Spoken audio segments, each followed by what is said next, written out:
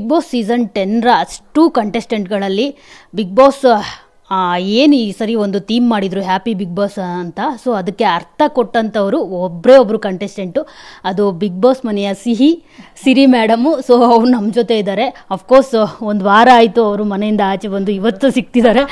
So ma'am ತುಂಬ ಚೆನ್ನಾಗಿ ಆಟವನ್ನು ಆಡಿದ್ರಿ. ಅಫ್ಕೋರ್ಸ್ ಬಿಗ್ ಬಾಸಲ್ಲಿ ಒಂದು ಡಿಗ್ನಿಫೈಡ್ ಆಗಿ ಯಾವುದೇ ಕಾರ್ಡ್ ಪ್ಲೇ ಮಾಡದೆ ಅವರ ವ್ಯಕ್ತಿತ್ವದಿಂದ ಇಂಡಿವಿಜುವಲ್ ಆಗಿ ಆಟ ಆಡಿದ್ದು ಅಂತ ಅಂದರೆ ಅದು ಬಿಗ್ ಬಾಸ್ ಸಿರಿ ಮಾತ್ರ. ಸೊ ಏನು ಹೇಳ್ತೀರಾ ಮ್ಯಾಮ್, ಎಷ್ಟು ಅಂದರೆ ಹೇಗಿತ್ತು ಗೇಮು, ಹೇಗನ್ನಿಸ್ತು ಮನೆ, ಬಿಗ್ ಬಾಸ್ ಮನೆ?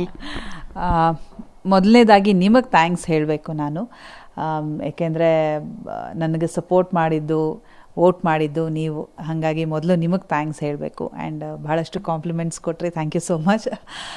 ಬಿಗ್ ಬಾಸ್ ಹೌದು, ನಾನು ಹೋಗುವಾಗಲೇ ಅಂದ್ಕೊಂಡಿದ್ದೆ, ಏಕೆಂದರೆ ನನ್ನ ಪ್ರಕಾರ ಬಿಗ್ ಬಾಸ್ ಇಸ್ ವ್ಯಕ್ತಿತ್ವ.